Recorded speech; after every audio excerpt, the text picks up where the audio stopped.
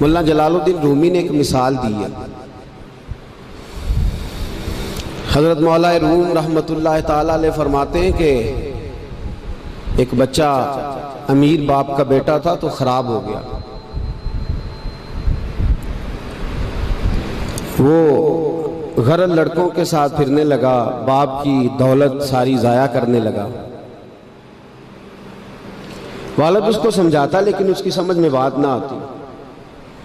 ایک دن گھر کے اندر کنواں تھا. جو امیر لوگ ہوتے تھے وہ گھروں کے اندر کنواں کھدوا لیتے تھے. کیونکہ امیر تھا تو گھر کے اندر کنواں تھا، اس کے قریب اس نے اپنی چارپائی الٹی کر کے بچھا لی. بیٹا شام کو گھر آیا تو کہنے لگا بیٹے کنگال ہو گیا، دیوالیہ نکل گیا، کوئی حال ہی نہیں. میں بڑا پریشان ہوں، شام کی دوائی کے بھی پیسے کوئی نہیں. جا کہیں سے 2 آنے لا، میں نے دوائی لینی ہے. اس نے کہا ابا جی مسئلہ ہی کوئی نہیں. دوست کے دروازے پہ دستک دی. دوست باہر آیا، کٹھے کھاتے رہتے ٹکے بٹیرے. باہر آیا، ہاں جی. اس نے کہا 2 آنے چاہیے. کوئی مسئلہ نہیں، سجن ہے تو اپنا. 2 آنے دے دیے، لا کے ابا جی کو دیے. ابا جی نے دوائی کے لیے لیے تھے، جب ہاتھ پہ آئے تو کنویں میں پھینک دیے، کنویں میں ڈال دیے. چپ کر کے چلا گیا. سویرے پھر ابا جی نے کہا بیٹے 2 آنے چاہیے، شام کو دوائی لینی ہے. کوئی مسئلہ ہی نہیں، بڑے سجن ہیں. دروازے پہ دستک دی، دوست باہر آیا، 2 آنے چاہیے، لے لو. ابا جی کو دیے، کنویں میں پھینک دیے. تیسرا دن، چوتھا دن، سجنوں کو پتہ چل گیا کہ بھوکا ہو گیا ہے. خبر پہنچ گئی، آج 2 آنے لے آنا ہے. انہوں نے کہا کل میرے کو بھی کھڑے سو. اب شہرت ہو گئی کہ اب اس کے پاس شے ہے، بھوکا ہے. اب دروازے بند ہونے لگے، کھڑکیاں بند. انہوں آدھے میں کار کو نہیں. اب حال جو تھا وہ خراب ہونے لگا. کوئی نہیں پوچھنے والا، پریشان ہو گیا. ابا جی نے تو 2 آنے مانگ لینے ہیں شام کو. ملا رومی رحمت اللہ تعالیٰ علیہ فرماتے ہیں شام ہوئی، صبح دن چڑھا تو اٹھا. ابے نے کہا 2 آنے. اپنے شہر میں مزدوری بھی نہیں کر سکتا تھا، سارے جانتے تھے کہ چودھری صاحب کا بیٹا ہے، سیٹھ صاحب کا بیٹا ہے. دوسرے شہر چلا گیا. میری باتوں کی سمجھ آ رہی ہے آپ کو؟ دوسرے شہر گیا، مستریوں کے ساتھ مزدوری کرنے لگ گیا. شام ہوئی تو چھالے پڑ گیا ہاتھوں، پیروں تک پسینہ نکل گیا. سخت آزمائش کا شکار ہو گیا. 2 آنے کما کے لایا اور وہ آنے ہاتھ پہ رکھے تو اپنا ہاتھ بھی چھوڑتا نہیں ان پیسوں کو. ابا جی کو دیے نا جب، تو ابا جی نے پھینکے کنویں میں تو بیٹے نے ماری چیخ. میں کہا ابا جی دماغ کم کر دا جے، بوڑھے ہونے کے ساتھ ساتھ سٹھیا تو نہیں گئے آپ؟ انہوں نے کہا کیا ہوا بیٹے؟ کہا 7 دن ہو گئے ہیں، 2 آنے دیتا ہوں آپ کنویں میں پھینک دیتے ہیں. انہوں نے کہا پتر میں کو پہلے دن سٹے نے، تو آج کچھ چیخ ہے؟ پرسوں بھی پھینکے، ترسوں بھی پھینکے. توجہ ہے مسلمانوں میری بات پر؟ اس نے کہا 7واں دن ہے تو میں نے پرسوں بھی پھینکے تھے، ترسوں بھی پھینکے تھے، اس سے پہلے بھی پھینکے تھے، تو چیخا نہیں. اس نے کہا ابا پہلے ادھار کے تھے، آج بولے نا، سارے بولے محنت کے ہیں. آج پہلے ادھار کے تھے، آج تکلیف ہوئی ہے. تڑپ گئے ملا رومی. کہنے لگے تو نماز اس لیے نہیں پڑھتا کہ تیرا مذہب مفت کا ہے. تو داڑھی کے وعدے سال بعد اس لیے کرتا ہے کہ تیرا مفت کا مذہب ہے. تو کہتا ہے پرسوں ترسوں شروع کروں گا، تیرا مفت کا مذہب ہے. ملا رومی کہنے لگے اگر تو نے قدر پوچھنی ہو تو پیسے خرچ کر، مدینے جا اور جنت البقیع میں بی بی فاطمہ کی قبر پہ کھڑے ہو کے پوچھ دین کتنی قدر والا ہے. پوچھنا حضرت فاطمہ سے.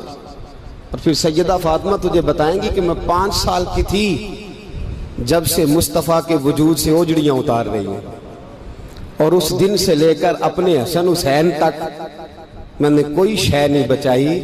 مسلمانوں نماز نہ چھوڑنا، یہ دین ہم نے بڑی مشکل سے حاصل کیا ہے. مسلمانوں قرآن نہ چھوڑنا، یہ دین بڑی. فرمایا جا تجھے بتائیں گے وہ یہ کتنا قدر والا ہے. وما قدر اللہ کا قدر ہی، تجھے کیا پتا؟ تیرا کوئی بچہ کربلا میں شہید ہوا ہے، تجھے کیا خبر؟ تیری کوئی ماں نے پتے کھا کے گزارے کیے؟ تجھے کیا اس دین کی قدر ہو؟ تو نے کوئی تھپڑ کھائے ہیں دین کے لیے؟ تجھے کیا پتا ہو؟ تو مفت میں کہتا پرسوں رکھ لوں گا، ترسوں رکھ لوں گا، میں شروع کرتا ہوں، میں دیکھتا ہوں، میں آتا ہوں، میں بس فلاں کر. کیسے؟ تجھے کیا خبر ہو؟